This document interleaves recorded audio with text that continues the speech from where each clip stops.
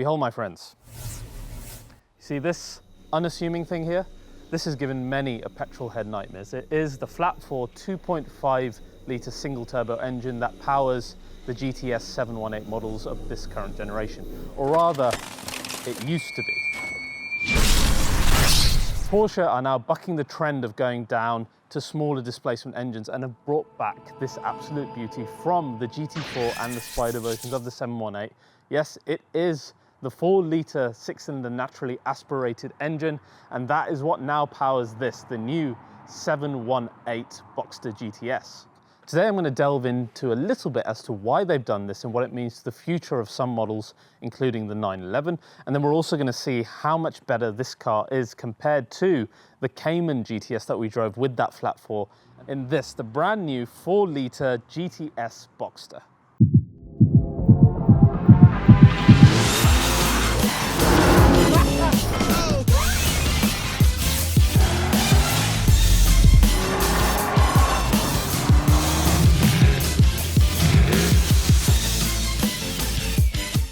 So why the sudden change of heart at Porsche? Well, it's not a complete change of heart, is it? Because the normal 718 and the S models still retain that flat 4 engine. But it is really only the GTS models that now benefit from the engine that's come from the GT4. Now, why has this happened? I think there's a number of reasons, and the person to answer this is Steffen walliser of Porsche. First of all, the first telling thing he said is that sales in the main performance markets, if you like, of the USA, Germany, UK, etc., fell after the flat 4 was introduced. But what rose significantly was the market share in China. They've sold a huge amount of this. They've got something like 80% of the small sports car market, which is insane. And the reason for that is, of course, the tax brackets to do with engine displacement in China. And he also said that they're kind of in the business of making handbags now. It's a bit of a strange comment to make in 2020, but this is the thinking that they have. That flat 4 is going to sell a shitload. It has already sold a load in China, so that's why it's maintaining its position for the standard 718 and for the S model. I think what they didn't quite predict is how much it would affect the sales of the more exciting GTS. So that is one reason why we're getting this lovely engine back. The second reason is to do with emission regulations in the EU. There's something called Euro 7, which is coming into effect in 2026. And what Mr. Walliser is saying is those regulations will put restrictions on smaller engines creating a larger output. Think of something like AMG's A45S, a small 2-litre 4-cylinder engine producing 420 brake horsepower. That kind of thing will no longer be allowed. So Mr. Walliser is saying things like the 911 might have to increase their engine displacement and have smaller power output, maybe with the help of electric. So Porsche are going to start moving now towards larger engines. This is also evidenced by something like the Cayenne GTS, which has gone from the V6 back up to a V8. So this is a lovely trend to have, right? And this is another big reason why we got this lovely 4-litre back. Now let's talk a little bit about this engine. Now this is a barely modified engine. It is essentially the exact same unit that you'll find in the GT4 and the Spider. The only difference being the revs have been limited to around about 7,800 RPM, and thus the power is about 19 HP less at 395 brake horsepower, but that's still a whole 30 HP more than the flat 4 version of the GTS. One thing I criticized about the GTS when I drove it was just too close to the S models in terms of horsepower and in the daily usability aspect. Because of that, it felt so similar. This instead is now that much closer to the top dog GT4 version of the car. 19 HP short of GT4 and Spider means that it's really going to be quite indiscernible on the road, the difference in power. That should make this more of a daily version of those cars. We'll see if that's true when we drive it. Now the engine's quite clever. It has got cylinder deactivation, so it will knock off 2 of those cylinders for economy. The exhaust system is exactly the same as the GT4 as well. It's the twin pipe exhaust system. It's also the main visual difference between the flat 4 GTSs of 718 generation and the new 4-litre ones. So you can see it actually makes a very big difference. Not a lot of people have talked much about that. I think it's quite significant now in the way it looks. It looks a lot more exciting to me. Visual changes to the GTS, apart from that, are limited to darkening on the exterior and a load of race text or Alcantara used inside. One thing I do love though is this wheel option. So much better than the Cayman that we had here. Really looks actually very, very GT to me. Now, of course, you get a manual option of the 6-speed manual. That's got a longer throw versus the GT4 to make it a bit better in daily usability. But the one we're looking at today is the PDK. Now, the manual version gets 395 brake horsepower, 420 Newton meters of torque, which is the same as the GT4, and a 0 to 60 of around about 4.5 seconds. The PDK has 9 Newton meters more torque, and the 0 to 60 is reduced by a whole half a second, making this a whole half a second quicker than the GT4 as well. This isn't something I realized, and it's quite an eye-opener. Of course, the PDK version of the GT4 that's now available will be just a little bit faster, but compared to the manual that we're all used to, this is a faster car. Now, if we look at the internals, of course there's differences between GTS and the GT4.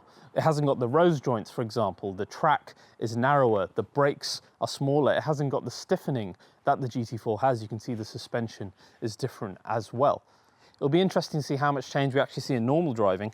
It's weird that it's now called 718 still, because that was a tenuous link to this old 4-cylinder race car from the 60s.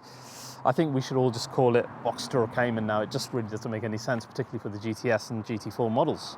So Porsche returning to larger cylinder engines. The 911 will always be an ICE car, they say, which is great for us to hear. Maybe the next version of this, though, could be a complete EV. They haven't ruled that out, so it'll be interesting to see. But now, let's see what this Gran Turismo Sport version of the Boxster can do in its PDK form with the lovely 4-litre engine back.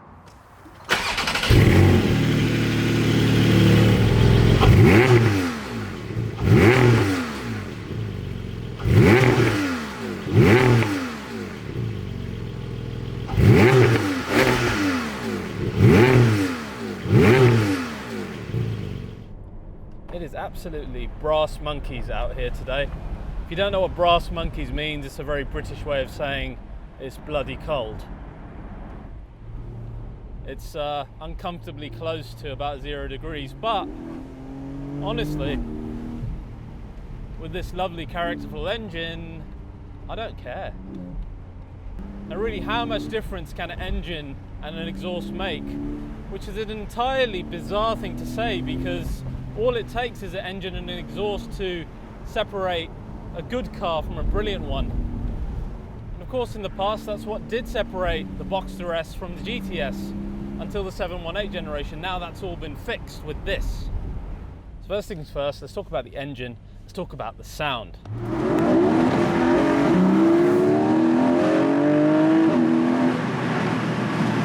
Now, I did mention when I drove the flat 4 that it did still sound very Porsche, and it did, but the problem was that when you reach crescendo there was like nothing there. That's where this engine really comes alive, when you're getting near to that 7,800 RPM. And compared to when you're driving slow, which it sounds quite tame and sedate and quite enjoyable actually, it turns into a completely different animal. One that is really quite fun to totally rev out. Listen to that rev build up. Fantastic. It's just a completely different experience, and that by itself, it makes it a car that I really feel like driving. I must admit, the Cayman GTS I had just vegetated on the driveway, whereas this I've kind of been doing the errands because I need any excuse to get out of the house and use it. Lovely, and what a car it is to drive then, because you're tempted to delve deeper and deeper into the engine's abilities, whereas before it was a really emotionless experience for me. And of course you can't discount the linear power delivery of a natural engine. As good as a turbocharged engine is, it will never feel like this does. It's just so easy to coax the power that you want out of the engine when you want it. You're not as nervous or as light-footed as you have to be in a turbocharged engine. It's just an experience that you really can't mimic. Listen to this thing. An absolute joy to drive fast. And it is so fast, my goodness, having 395 brake horsepower. It's such a small and light car, it feels every bit as quick as the GT4, but the suspension makes it that much better for daily driving. We'll get onto that in a minute. Yes, yes, yes! Now the PDK. One complaint that is often had with the GTS and the GT4 versions is that the gearing is just too long on the manuals. You can reach 85 miles per hour in second gear. So really, you're only getting one change, and while it's so lovely to molest the little gear lever and do the whole manual thing, when the gearing is so long, when you can reach 85 on second gear, so you're not really going to enjoy it as much as you want to. Whereas with the PDK, what is it with Porsche and these incredible automatic boxes that they make? I mean, this thing is so close to how well the GT3 RS shifted. To be completely honest with you, I think it's as quick as that car. It's just mind-bendingly good. So while a lot of people will poo-poo the whole PDK thing, for a car that's meant to be a bit more daily than the GT4, this has got its own thrill to it as far as I'm concerned, because it's just so efficient. And when a great gearbox is paired to a brilliant engine, that's when petrol heads start seeing cars as a person rather than just an inanimate object, something to build a relationship with. The speed is intense. 395 brake horsepower in such a small and light car is a significant amount of power. As for the handling aspect, this has got to be one of my favourite drop tops. There's nary a difference between this and the Cayman, and yet you get access to all the elements. The weather's not bothering me at the moment. I'm enjoying the fact I can hear more of the engine because it's such a sweet engine now. And the dynamism is fantastic. It is such a sweet sports car. All the way in all the right place. Fantastic steering, such good feedback coming through the wheel. And with the roof down, I think it looks absolutely stunning. It's just a shame that there's not enough different visually on the GTS, particularly on the front end. They needed to do something, and I hope they differentiate it if we're lucky enough to have another generation of these. One thing the GTS really benefits from, compared to the GT4 and the Spider, is how the suspension is that much more forgiving. It's such an interesting combination because you're so close power and speed wise to that GT product of car, but in normal driving, just pottering along really bad UK roads, it glides along the road surface with great ease compared to the GT4. So that's a great benefit of this. It is a much more daily version with the same kind of sound and power that you're getting out of that GT product. So guys, while I was hesitant to recommend the previous Cayman GTS with the flat 4, I absolutely love this Boxster GTS. It's a masterpiece of an engine paired to what is one of the best drop-top sports cars in the world. So I hope you enjoyed this full review of the new Boxster GTS. Please do like, subscribe, and hit the bell icon, and I'll see you next time.